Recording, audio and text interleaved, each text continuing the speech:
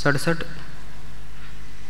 यहाँ शिष्य कहता है कि तब बंध और उसका प्रतिपक्ष रूप मोक्ष किस प्रकार।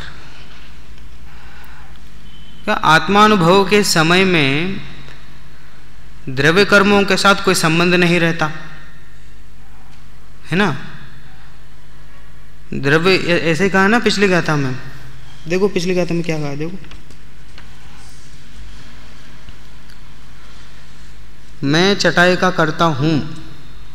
इस प्रकार अलग अलग दो पदार्थों के बीच संबंध हो सकता है, जबकि आत्मा ही ध्यान और ध्येय रूप हो जाएं, एकत्व रूप हो जाएं, एकीकरण परमात्मा के साथ एकीकरण हो जाएं, तब कोई संबंध नहीं है। किसके साथ संबंध नहीं है? द्रव्य कर्मों के साथ कोई भी उसका संबंध नहीं है। तो शिष्य ये कह रहा है कि यदि ऐसा है, जब आत्मा स्वयं का अनुभव करता है, स्वयं का वेदन करता है, उस समय द्रव्य कर्मों के साथ उसे कोई संबंध नहीं है, तब बंध और उसका प्रतिपक्ष रूप मोक्ष किस प्रकार। द्रव्य बंध कहाँ होता है? बंध कहाँ होता है? पुद्गलों में होता है ना। कारमान वर्गनाएं कर्म रूप परिणमित होने योग्य पुद्गल वर्गनाओं को कारमान वर्गना कहते हैं। कारमान वर्गनाओं का बंध रूप परिणमन होता है, इसलिए कहा तब बंध और मोक्ष किस प्रकार। वो कारमान वर्गनाएं जो कर्म रूप परिणमित हुए, उनका अभाव हो जाना माने वापस उस कर्म रूप दशा से मुक्त हो जाना, वापस पुद्गल परमाणु रूप हो जाना, ये मोक्ष दशा है। तो ये यहाँ कहना चाहते हैं कि जब आत्मा अनुभव के समय पे द्रव्य कर्मों के साथ कोई संबंध ही नहीं रहेगा, तो बंध तो होगा ही नहीं, और बंध के प्रतिकृष्ट रूप मोक्ष भी कैसा होगा। कोई संबंध तो होना चाहिए। आत्मानुभव के समय पे कोई द्रव्य कर्मों के साथ संबंध हो तो द्रव्य कर्म मिट जाएंगे और मोक्ष हो जाएगा। आप कह रहे हो कोई संबंध ही नहीं है उस समय, तो मोक्ष किस प्रकार संभव है, ये कहना चाहते हैं। इसलिए कहा उन्हें बंध और उसका प्रतिपक्ष रूप मोक्ष किस प्रकार। प्रतिपक्ष माने क्या है? प्रतिपक्ष माने क्या? अंधेरा का प्रतिपक्ष क्या है? अरे बोलो। प्रकाश। प्रतिपक्ष माने वो है, ये देखो बंध का प्रत्यक्ष मोक्ष है। बंध नहीं हो तो मोक्ष अपने आप होता है। अंधेरा नहीं है इसका मतलब वहां प्रकाश है। प्रकाश नहीं है इसका मतलब वहां अंधेरा है। ज्ञान नहीं है इसका मतलब वहां अज्ञान है ना। और जो अज्ञान है इसका मतलब वहां ज्ञान नहीं है ना। उस प्रकार जिसके नहीं होने पर उसका सामने वाला पक्ष नियमित रूप से हो, उसको प्रतिपक्ष बोलते। बंध नहीं हो तो नियमित रूप से मोक्ष ही होगा, इसलिए कहा उसको प्रतिपक्ष। तो आगे देखिए क्या कह रहे हैं। भगवान यदि अध्यात्म योग से आत्मद्रव्य और द्रव्य कर्म को विश्लेष एक दूसरे से भिन्न किया जाए तो किस प्रकार, अर्थात किस तरह के उपाय द्वारा इन दोनों का बंध अर्थात परस्पर प्रदेशानुप्रवेश लक्षण संश्लेष संयोग रूप बंध हो। कारण है कि इस पूर्वक बंध पूर्वक ही विश्लेष वियोग होता है और उसका प्रतिपक्षी अर्थात बंधन विरोधी मोक्ष जो संपूर्ण कर्मों के विश्लेष अभाव लक्षण वाला है, वह जीव को किस प्रकार हो सकता है। कारण की अनंत सुख का कारण होने से वह योगियों द्वारा प्रार्थनीय है। अब देखो बहुत जटिल भाषा है, इसे समझ में नहीं आ गया, इसलिए एक साथ पढ़ लिया मैंने, उसका अर्थ समझाता हूँ। आत्मानुभव के समय पे द्रव्य कर्मों के साथ जो संबंध है वो संबंध नहीं रहता, इसलिए उन्होंने कहा भिन्न कर दिया। द्रव्य कर्म और आत्मद्रव्य दोनों को भिन्न कर दिया अध्यात्म योग से। आत्मानुभव के समय पे द्रव्य कर्म और आत्मा को भिन्न भिन्न कर दिया। तो भिन्न भिन्न कर दिया तो उनका संयोग रूप बंध कैसा हो, और संयोग रूप बंध नहीं हो तो उसका विरोध, उसके विरोध रूप मोक्ष कैसा हो। बंध नहीं होगा तो मोक्ष कैसा होगा। कुछ ना कुछ संबंध तो होना चाहिए, बिना संबंध के मोक्ष की प्राप्ति कैसे संभव है। द्रव्य कर्मों के साथ बिना कोई संबंध के मोक्ष कैसा हो सकता, क्योंकि द्रव्य कर्म माने कौन कौन से होते हैं उसमें। द्रव्य कर्म माने ज्ञानावरण जो कर्म है उनके अभाव का नाम मोक्ष है ना। द्रव्य कर्मों का अभाव का नाम मोक्ष है। और यहाँ कहते हैं आत्मानुभव के समय पे द्रव्य कर्मों के साथ द्रव्य कर्मों से आत्मा भिन्न है, ऐसा कहना चाह रहे हैं इसमें। तो उससे भिन्न है तो मोक्ष की प्राप्ति कैसे होगी, द्रव्य कर्मों का अभाव कैसा होगा, ये कहना चाहते हैं इसमें शिष्य। उसका उत्तर दे रहे हैं आचार्य। बोलो प्रश्न तो समझ में आए ना, ऐसा कोई जटिल तो नहीं है ना ज़्यादा। ये और सरल करूं, सही है ना, समझ में आया। चलो। बध्यते मुच्यते जीवः सममो निर्ममः क्रमात् तस्मात् सर्वप्रयत्नेन निर्ममत्वं विचिन्तयेत्। चलिए मिलके बोलिए। बध्यते मुच्यते जीवः सममो निर्ममः क्रमात् तस्मात् सर्वप्रयत्नेन निर्ममत्वं विचिन्तयेत्। सममो जीवः बध्यते। समम मम ममता परिणाम है ना, ममकार रूप परिणाम, एकत्व ममत्व रूप परिणाम, अहंकार रूप परिणाम, अहमपना, परद्रव्यों में अहमपना। समम उस ममता रूप परिणाम सहित जीवः मुच्य बध्यते। ममता परिणाम से सहित जीव बध्यते बंधन को प्राप्त होता है। निर्ममः जीवः मुच्यते। निर्ममः ममः निर ममत्व परिणाम से रहित जीवः मुच्यते। ममत्व परिणाम से रहित जीव मुक्ति को प्राप्त होता है, मुक्त होता है। क्रमात् क्रम से, क्रम से कहा, क्रम से ममत्व परिणाम से सही जीव बंधन को प्राप्त होता है और ममत्व परिणाम से रहित जीव मुक्ति को प्राप्त होता है, ऐसा क्रम से उन्होंने कहा। तो क्या करें, तस्मात् इसलिए सर्व प्रयत्नेन सर्व प्रकार से सर्व प्रयत्नों को द्वारा निर्ममत्वम विचित्येत। निर्ममत्वम ममता ममता रूप परिणामों से रहित निर्ममत्व को विचिंतयेत विशेष रूप से चिंतन करना चाहिए, उसी का सेवन करना चाहिए, ऐसा कहा। देखो उसमें भी वही कहा, पद्यानुवाद में भी, मोही बांधत कर्म को निर्मोही छुट जाए, याते गाढ़ प्रयत्न से निर्ममता उपजाए। गाढ़ प्रयत्न से, अनेक प्रयत्नों से, सर्व प्रकार से जो जो प्रयत्न कर सकते हैं वो सब प्रयत्न करके निर्ममता उपजाए। निर्ममता करने के लिए क्या प्रयत्न करना, प्रयत्न तो ममता परिणाम के लिए करना पड़ता है, करना पड़ता है। क्या करते हैं लोग में, ये तो करते हैं ना, ममत्व परिणाम के लिए तो करते हैं। जितने भी प्रयत्न, जितने भी मेहनत जो करते हैं वो सब ममत्व परिणाम के लिए तो करते हैं। निर्ममत्व परिणाम के लिए क्या करना है, सहज होना है, सहज परिणाम होना है, उसका नाम निर्ममत्व परिणाम।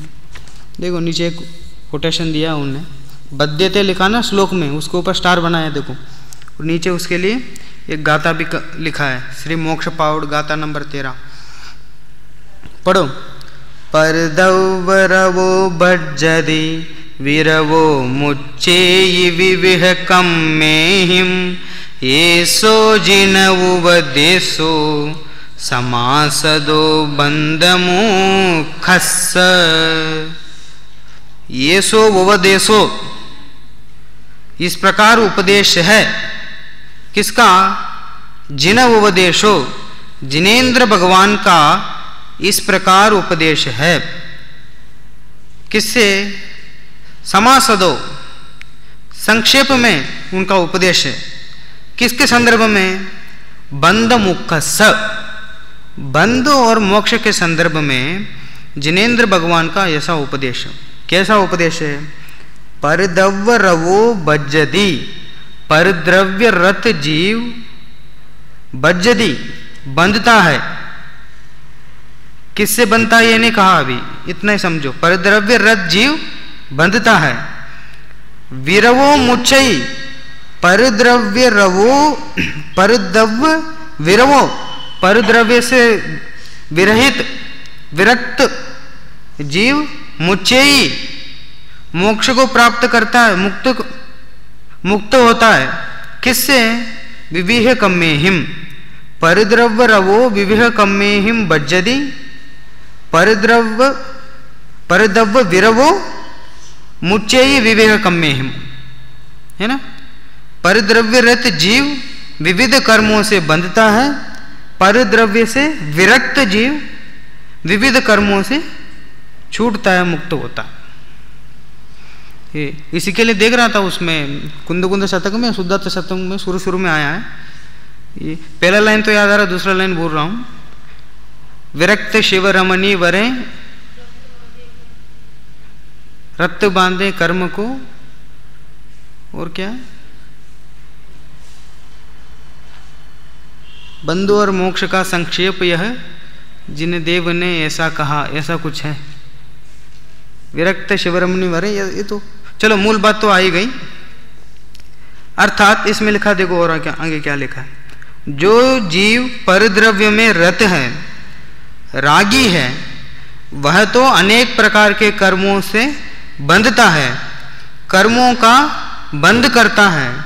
और जो परद्रव्य से विरत है, रागी नहीं है, वह अनेक प्रकार के कर्मों से छूटता है। यह बंध का और मोक्ष का संक्षेप में जिनदेव का उपदेश है ना। देखो एक बार फिर याद करो, शिष्य का प्रश्न है। शिष्य ये कहना चाहता है कि आत्मानुभव के समय में, अध्यात्म योग, आत्मा के साथ जुड़ान के समय में आत्मा का परद्रव्य के साथ कोई भी संबंध नहीं रहता, अर्थात किसी द्रव्य के साथ कोई उसका संबंध नहीं रहता, तो द्रव्य कर्मों के साथ कोई संबंध नहीं, द्रव्य कर्मों के साथ भी कोई संबंध नहीं रहेगा। बोलो बोलो वहीं से बोलो क्या है? विरक्त शिवरमणि वरे अनुरक्त बांधे कर्म को, जिन देव का उपदेश यह है, मत कर्म में अनुरक्त हो। इतने बढ़िया लाइन है उसमें। विरक्त शिवरमणि वरे, परिद्रव्य से विरक्त जीव शिवरमणि का वरण करता है, मोक्ष को प्राप्त होता है। अनुरक्त बांधे कर्म को, परिद्रव्य में अनुरक्त जीव है, वह कर्म को बांधता है। जिन देव का उपदेश है, ये जिनेन्द्र भगवान ने उपदेश दिया है, ये तुम्हारी हमारी बात नहीं है, किसी और ने नहीं कहा। साक्षात जिनदेव जो 13वें गुणस्थानवर्ती अरहंत परमात्मा हैं, अपने केवल ज्ञान के माध्यम से तीनों लोगों को जानते हैं, ऐसे जिनदेव ने ये उपदेश दिया है कि मत कर्म में अनुरक्त हो, कर्मों में, परिद्रव्यों में अनुरक्त मत हो, जिससे कर्म बंध के कारण संसार बढ़े।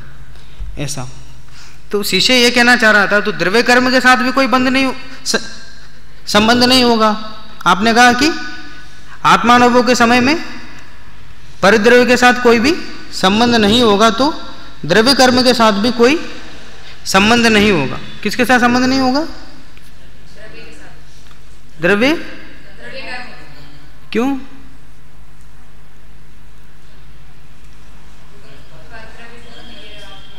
परद्रव्य है, और उस समय आत्मानुभव के समय पे परद्रव्य के साथ कोई संबंध नहीं होता। तो द्रव्य कर्मों के साथ यदि कोई संबंध नहीं होगा तो मोक्ष किस प्रकार होगा? कर्मों के अभाव का नाम मोक्ष है ना। तो आप कह रहे हो कि आत्मानुभव के समय पे द्रव्य कर्मों के साथ कोई संबंध नहीं है, तो द्रव्य कर्मों के साथ संबंध नहीं है तो मोक्ष कैसा होगा? कर्मों का अभाव कैसा होगा? आप कह रहे हो उनके साथ कोई संबंध नहीं है तो उनका अभाव भी नहीं होगा, ऐसे तो मोक्ष भी नहीं होगा। ये शिष्य का प्रश्न है, उसके लिए उन्होंने उत्तर दिया आचार्य ने। ममता वाला जीव और ममता रहित जीव अनुक्रम से बंधता है और मुक्त होता है। इसलिए संपूर्ण प्रयत्न से निर्ममत्व का विशेष रूप से चिंतन करना चाहिए। अर्थात ये कहना चाह रहे हैं, जो जीव ममता सहित है, या सीधा रागादि परिणाम से लेना, मिथ्यात्व के कारण जो रागादि परिणाम करता है उससे कर्मों का बंध होता है, बंधता है। और जब रागादि परिणाम से रहित सम्यक तो सहित अपने आत्मा में लीन होता है, निर्ममत्व होता है, तब कर्मों का बंधन से, कर्मों के बंधन से छूटता है। तो इसमें देखो एक बात देखो, ममत्व निर्ममत्व ये दोनों किसके परिणाम है? ममत्व रूप होना, निर्ममत्व रूप होना, या निर्ममत्व रूप अपने आप को अनुभव करना, ममत्व रूप अनुभव करना, ये दोनों किसके काम है? आत्मा का काम है। और बंधना और छूट जाना ये किसका काम है? ये पुद्गल का कार्य है। तो जब कर्म बंधे थे तब आत्मा ने क्या किया?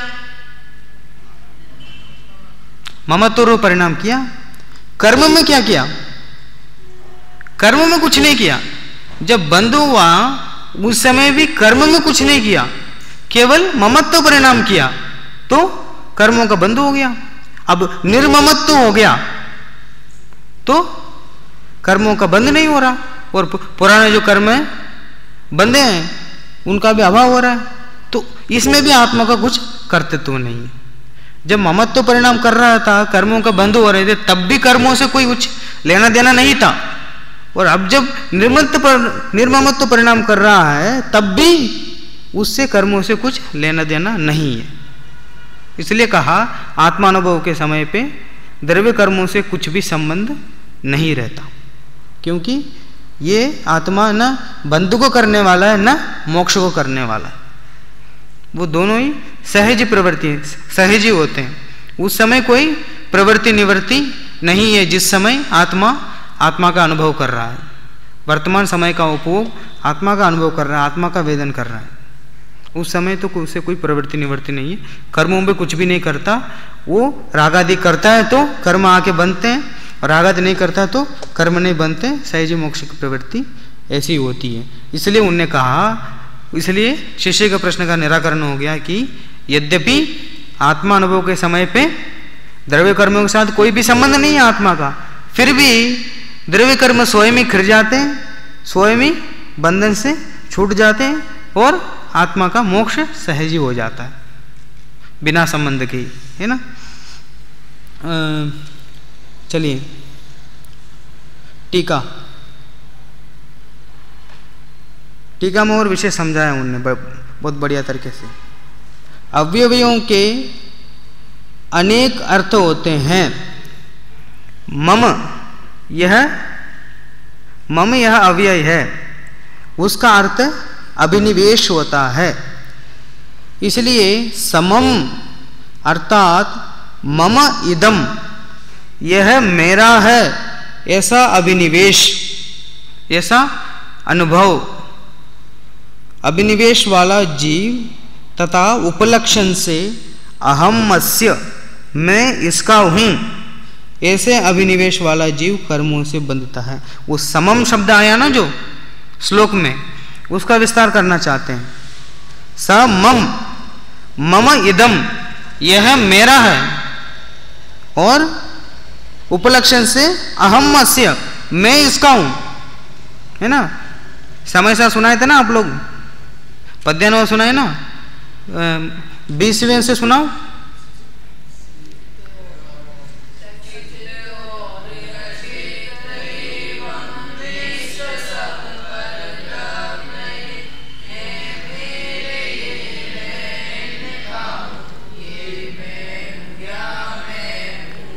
ये बस ये मेरे हैं, ये मैं इनका हूं, है ना। धनादि मेरे हैं और मैं ये मेरे पिता हैं, मैं उनका हूं, और ये धनादि मेरे हैं। ये दोनों ही ममत्व का काम है। ये मेरे हैं, मैं इनका हूं, ये दोनों ही ममत्व परिणाम के कारण होता है। इसलिए कहा ऐसे जो अभिनिवेश वाला है, ऐसा जो अपनापन करने वाला है, एकत्व ममत्व परिणाम करने वाला जीव है, वह क्या करता है? कर्मों से बंधता है। ऐसा परिणाम वाला ही बंधता है। श्री अमृतचंद्र आचार्य ने श्री समयसार कलश श्लोक 164 में कहा है कि कर्म बंध करने वाला कारण नहीं बहुत कर्म योग्य पुद्गलों से भरा लोक, नहीं चलन रूप कर्म अर्थात मन वचन काय की क्रिया रूप योग, नहीं अनेक प्रकार के करण इंद्रियां, और नहीं चेतन अचेतन का घात। उपयोग भू अर्थात आत्मा रागादि के साथ जो ऐक्य पाता है, वही एकमात्र रागादि के साथ एकत्व पाना ही वास्तव में पुरुष को बंध का कारण है। तो बंध का कारण क्या है, यह स्पष्ट किया आचार्य ने, है ना। कौन से कलश में? समयसार के 164वें कलश में। बहुत मर्म भरा है इसमें। देखो क्या कह रहे हैं, कर्म बंध करने वाला कारण। सबसे पहले कहा कर्म बंध किससे होता है, किसके कारण से होता है, इसका विचार करते हैं। नहीं बहुत कर्म योग्य पुद्गलों से भरा लोक। ये देखो, कर्म योग्य पुद्गलों से, कर्म योग्य पुद्गल माने कौन होते हैं? कारमान वर्गनाएं। कारमान वर्गनाएं ही कर्म रूप परिणमित होते हैं और पूरे लोक में भरे हुए हैं, है ना। पूरे लोक में कारमान वर्गनाएं भरे हुए हैं, और जब जीव राग आदि परिणाम करता है तो वो आके बंध जाते हैं। तो क्या कहा, नहीं बहुत कर्म योग्य पुद्गलों से भरा लोक। ये लोक में तो पूरे कर्म योग्य, कर्म रूप परिणमति योग्य कारमान वर्गनाएं भरे हुए हैं, लेकिन कर्म बंध का कारण वे नहीं है। यदि वे भी कर्म बंध का कारण हो तो सिद्ध भगवान को भी कर्म बंध होना चाहिए, क्योंकि वो वहां भी विराजमान है। कर्म योग्य कारमान वर्गनाएं वहां भी विराजमान है ना, लेकिन सिद्ध भगवान को तो कोई कर्म बंध नहीं होता। तो ये तो एक बात तो फिक्स हो गई। पहली बात क्या है, कर्म बंध योग्य पुद्गलों से भरा हुआ लोक कर्म बंध का कारण क्या? कर्म बंध का कारण नहीं है, क्योंकि वेद कर्म बंध का कारण हो तो सिद्ध भगवान को भी कर्म बंध होना चाहिए। पहला हो गया। दूसरा देखो, चलन रूप कर्म अर्थात मन वचन काय की क्रिया रूप योग, ये भी कर्म बंध का कारण नहीं है। मन वचन काय की क्रिया रूप, मन वचन काय इनको योग कहा जाता है ना, इनके योग ही कर्म बंध का कारण हो, ऐसा भी नहीं है। क्यों? क्योंकि मुनिराज को भी मन वचन काय की क्रिया होती है, लेकिन उससे कर्म बंधन नहीं होता। इसलिए उन्हें कहा चलन रूप कर्म मन वचन काय की क्रिया रूप योग नहीं है। अनेक प्रकार के करण इंद्रियां, कह रहे इंद्रियां कर्म बंध के कारण नहीं है। पंचेंद्रियां जो हैं, हम तो ये सुनते आ रहे हैं, इंद्रियों के माध्यम से, इंद्रियों के विषय के कारण वो कर्म बंद हो रहा है? कह रहे नहीं है। इंद्रियां भी कर्म के कारण नहीं है। क्यों? यदि इंद्रियां कर्म बंद के कारण हो तो अरहंत भगवान को भी कर्म का बंद होना चाहिए। अरहंत भगवान इंद्रिय सहित है ना, लेकिन उनको कर्म बंद नहीं होता। तो इसका मतलब कर्म बंद का कारण कोई और है। 3 चीजें क्लियर हो गई। कौन कौन? सबसे पहले कौन सा कर्म बंद का कारण नहीं है? कार्मान वर्ग से बना हुआ लोक कर्म बंध का कारण नहीं है। दूसरा, मन वचन काय के चलन रूप कार्य भी कर्म बंध का कारण नहीं। तीसरा, इंद्रियां भी कर्म बंध के कारण नहीं। अब चौथी बात जो कहेंगे ये बहुत खतरनाक बात है, घबराना नहीं, पढ़ के उसका विचार करना। चेतन अचेतन का घात भी कर्म बंध का कारण नहीं है। कितनी बड़ी बात कह रहे हैं। चेतन अचेतन का घात भी, घात हिंसा, वो भी कर्म बंध का कारण नहीं है। अरे चेतन अचेतन का घात कर्म बंध का कारण नहीं है, कर्म बंध का कारण नहीं है। नहीं ऐसे तो किसी को भी मारो पीटो, किसी को भी मार दो, किसी का भी घात कर दो, कर्म बंध नहीं होगा क्या? तो कह रहे कर्म बंध नहीं होगा। नहीं, कुछ ना कुछ तो है पीछे, आचार्य कहना चाह रहे हैं। आचार्य कह रहे हैं तो गलत नहीं। ऐसा क्यों नहीं है? जब छठे गुणस्थानवर्ती मुनि 28 गुणों का पालन करते हैं, अबुद्धिपूर्वक जीवों की हिंसा होती कि नहीं? अबुद्धिपूर्वक जीवों की हिंसा होती कि नहीं? होती है। और 13वें गुणस्थान में भी ऐसा कहा ना, वो जो शरीर में जो परमोदय शरीर बनता तो उस समय भी कुछ जीवों का घात ऐसा होता ना। हाँ, सारे चले जाते ना, वैसा हो जाता ना, तो उस समय भी हिंसा वो तो होती है। तो उससे कर्मबंध नहीं है। कर्मबंध किससे है? मारने रूप, घात करने रूप तुम्हें जो राग आदि परिणाम हो रहे हैं तुम्हारे अंदर, उससे कर्मबंध है।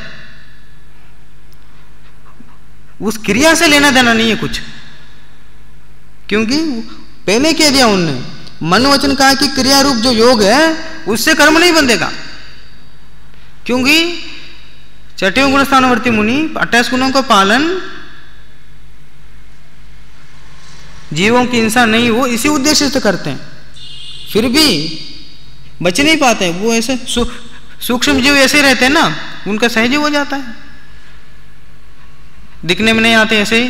देखो अभी देखते ही चलते हैं, पीछे से ऐसे ही साफ करते, उनको मतलब कोई जीव का मरण नहीं हो, ऐसा देख कर ही चलते हैं, पूरा ध्यान वहीं रहता है, फिर भी दिखने में नहीं आवे ऐसे कोई जीव ऐसे रहते हैं, वो पैर के नीचे आके मर जाते हैं। अब बताओ उनको कर्म बंद होगा कि नहीं? अरे क्या बात कर रहे हो साहब, इतने जीवों को मार दिया, कर्म बंद नहीं होगा? न कर्म बंद नहीं होगा। ये अभी कोई बाढ़ आ गई और कई लोग मर गए, किसको कर्म बंद होगा? बहुत बड़ी हिंसा हुई ना, बहुत बड़ी हिंसा हो गई, बाढ़ आ गई, बहुत लोग मर गए हैं, तो किसको पकड़ के जेल में डालेंगे? अब वही कोई आदमी बम डाल दे ऊपर से, 100 लोग मर जाएं, तो किसको पकड़ के डालेंगे? अब उसको पकड़ के डालेंगे जिसने बम डाला। अब वो बाढ़ के कारण लोग मर जाए तो फिर किसको पकड़ के डालेंगे? इसलिए कह रहे हैं कि चेतन अचेतन का घात भी बंध का कारण नहीं है, उसके साथ जुड़ा हुआ जो राग आदि परिणाम है वही बंध का कारण है। वो कहते हैं ना, दादा अहिंसा प्रश्न तो कई बार सुन ही चुके हैं आप लोग।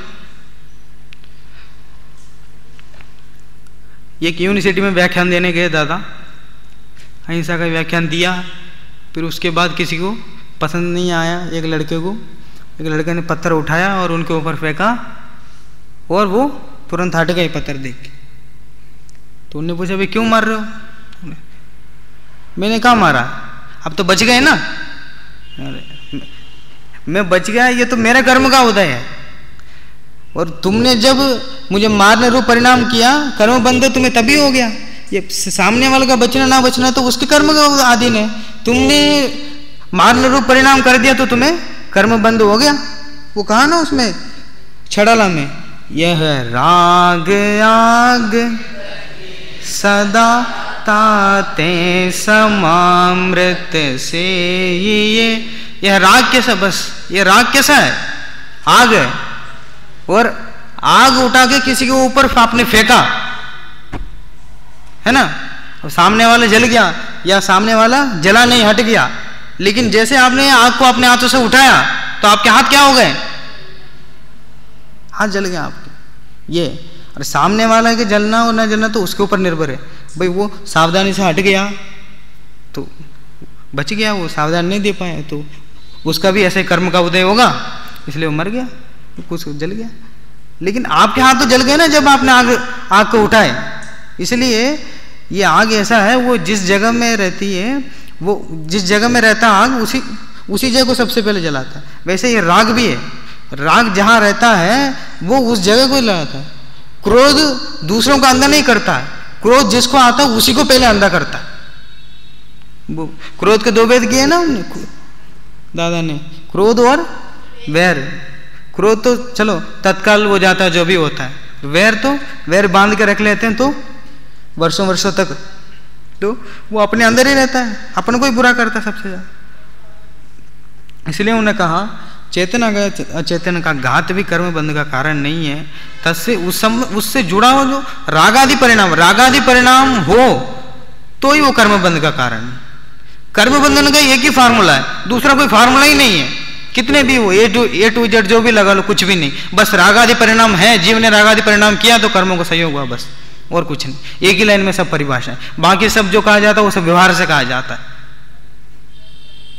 व्यवहार का एक ही लक्ष्य होता है। व्यवहार निश्चय का क्या संबंध है, प्रतिपाद्य प्रतिपादक। व्यवहार किसका प्रतिपादन करता है, वो निश्चय का प्रतिपादन करता है। वो निश्चय तक पहुंचाना ही व्यवहार का काम है। तो व्यवहार ऐसे ही, व्यवहार द्वारा कई कथन कर लें कि इससे कर्म बंद होता है, उससे कर्म बंद होता है, वो सब होता है, वो सब है किसके लिए, वो सब राग परिणाम हो तो ही कर्म बंद होता है, अन्यथा नहीं होता कर्म बंद।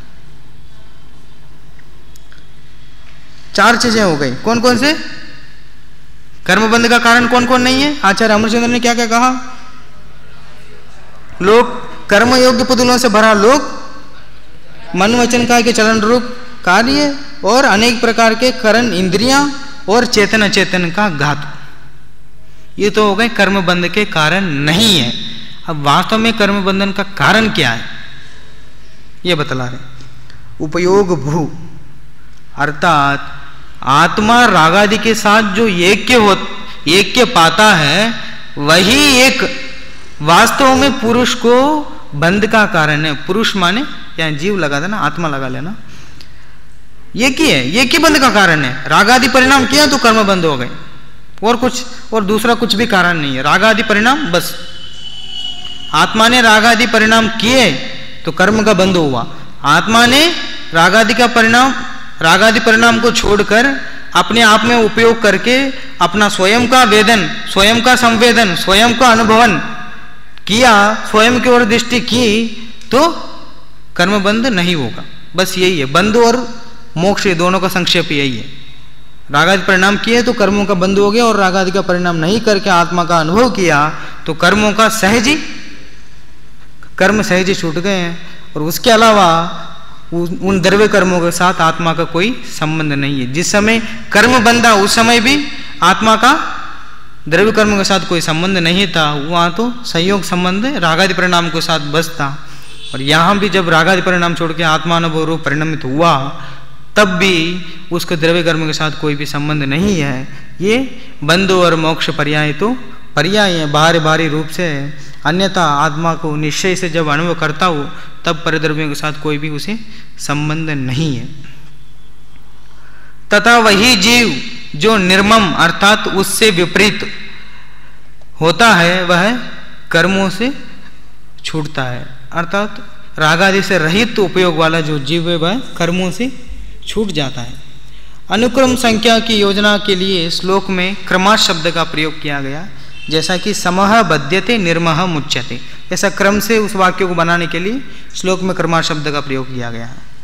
आत्मानुशासन 110 श्लोक नंबर में कहा है, मैं अकिंचन हूं, अकिंचन हूं अर्थात मेरा कुछ भी नहीं है। परिद्रव्य मेरा अकिंचित करें, वैसे ही मैं अकिंचन हूं, मेरा कुछ भी नहीं है, परिद्रव्य मेरा कुछ भी नहीं है, ऐसी भावना करके बैठे रहो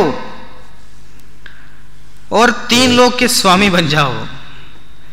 कोई किसी का करता नहीं है, मैं किसी का करता नहीं हूं, ऐसे भावना करके बैठे रहो और क्या बन जाओ, 3 लोक के स्वामी बन जाओ। क्या कह रहे हैं, मेरा कुछ भी नहीं है ऐसा सोच के बैठो और बनोगे क्या, 3 लोक के स्वामी बन जाओ। ऐसा ये तो ऐसा हो गया ना, अभी सब कुछ त्याग कर दो और करोड़पति हो जाओगे। जितने भी तुम्हारे पास पैसे हैं, जितनी भी संपत्ति हैं, सब कुछ अलग कर दो और तुम करोड़पति बन जाओगे। ऐसी बात हो गई। वैसे कह रहे हैं कि सब परिणामों से, सब विकल्पों से ध्यान हटाकर, उपयोग हटाकर मैं अकिंचन हूं, मेरा कुछ भी नहीं है, ऐसा चिंतन द्वारा ऐसे परिणाम करके बैठो और 3 लोक के स्वामी बन जाओ। 3 लोक के स्वामी बन जाओ तो 3 लोक के जो भी सब जानने में आएंगे। 6 द्रव्य, उनके पर्याय, वर्तमान, भविष्य और भूत संबंधी सभी पर्याय, सब चीजें उसमें जानने में आएंगी। और इसीलिए कहते हैं वो 3 लोक के स्वामी बन जाओ। और 3 लोक के स्वामी ऐसा भी कह सकते हैं, वो है ना, उसमें प्रवचन सार के मंगलाचरण में कहा है ना, ये सुरासुर मनु सिंध वंदिदम दोद घाई कममलम पणमामि वड्डमानम तित्तम धम्म से कत्तारम।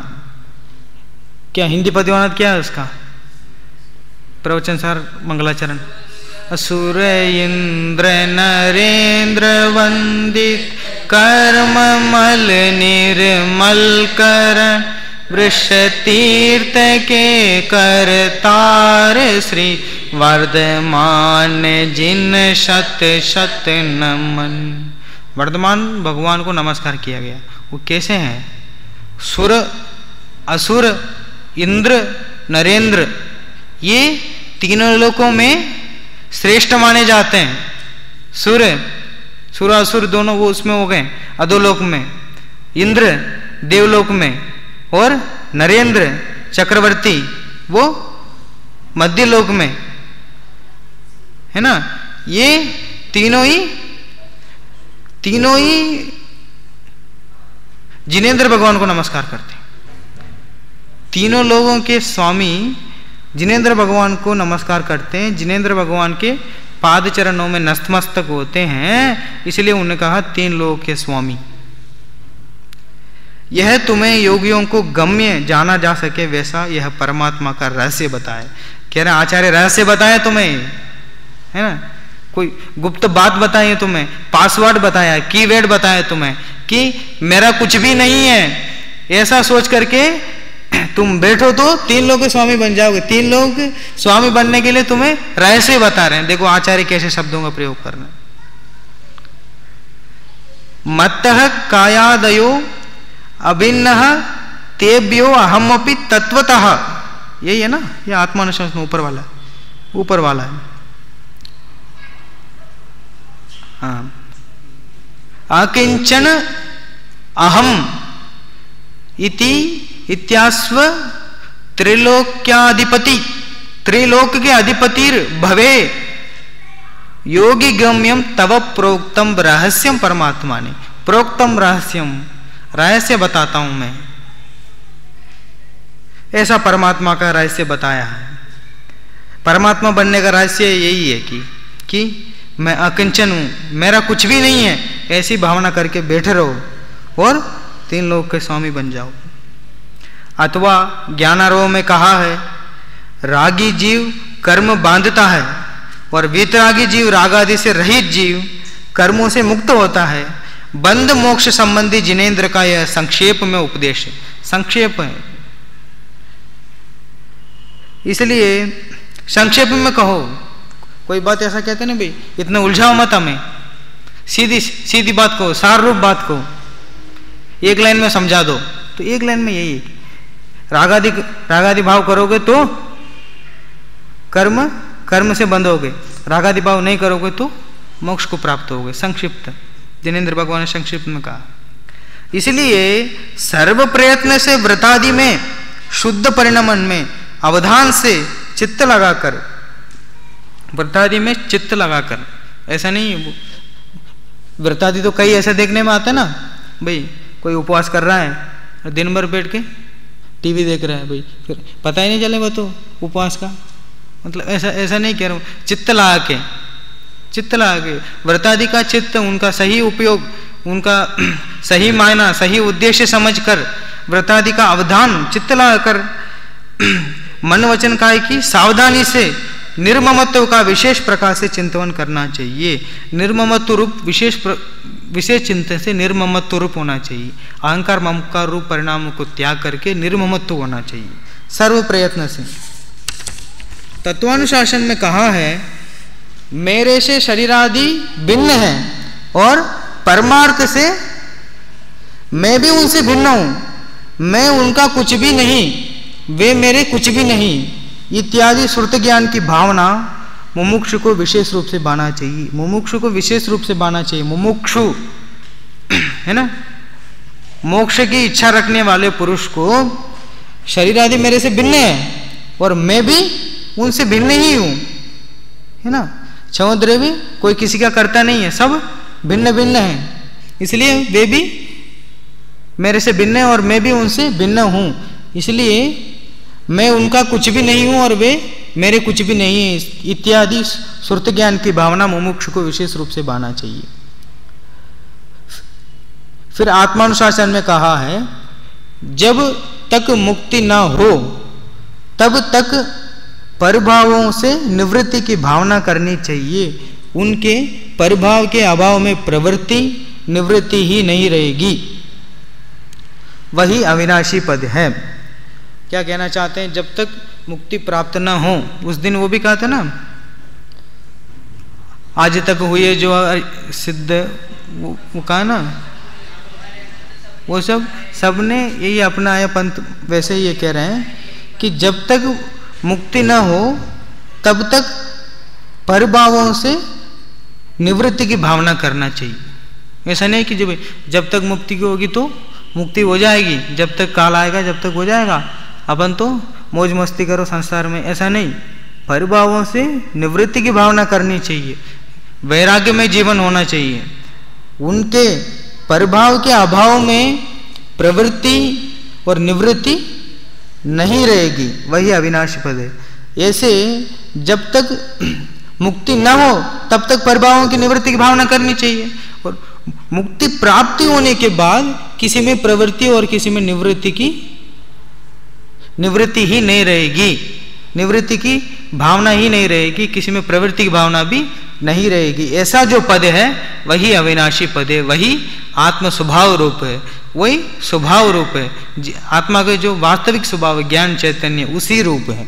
इसलिए कहा जब तक मुक्ति ना हो तब तक परिभावों से निवृत्ति की भावना करनी चाहिए, और उसके बाद जब मुक्ति प्राप्ति होगी तो किसी में प्रवृत्ति और निवृत्ति करने की कोई गुंजाइश नहीं, तब तो वो अविनाशी पद, ऐसे पद प्राप्त होने के लिए हमें परिभावों से निवृत्ति की लगातार प्रयत्न हमें करते ही रहना चाहिए, ऐसे आत्मानुशासन में कहा। अब भावार्थ कल पढ़ेंगे इसका, एक बार श्लोक और पद्यानुवाद पढ़ें।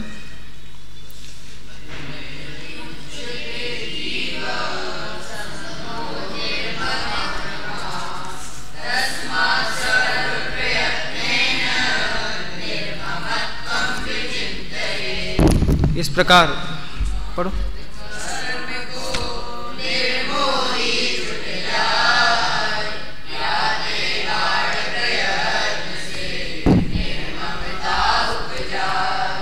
इस प्रकार रागादि सहित परिद्रव्यों में ममत्व परिणाम से कर्म का बंध होता है, और रागादि से रहित परिद्रव्यों में निर्ममत्व परिणाम से आत्मानुभव से, आत्मा के अनुभवन से कर्मों का बंधन छूट जाता है, आत्मा कर्म बंधन से छूट जाता है। इसलिए हमें भी निर्ममत्व परिणाम करके शीघ्रातिशीघ्र मोक्ष की प्राप्ति हो। इसी मंगलवार।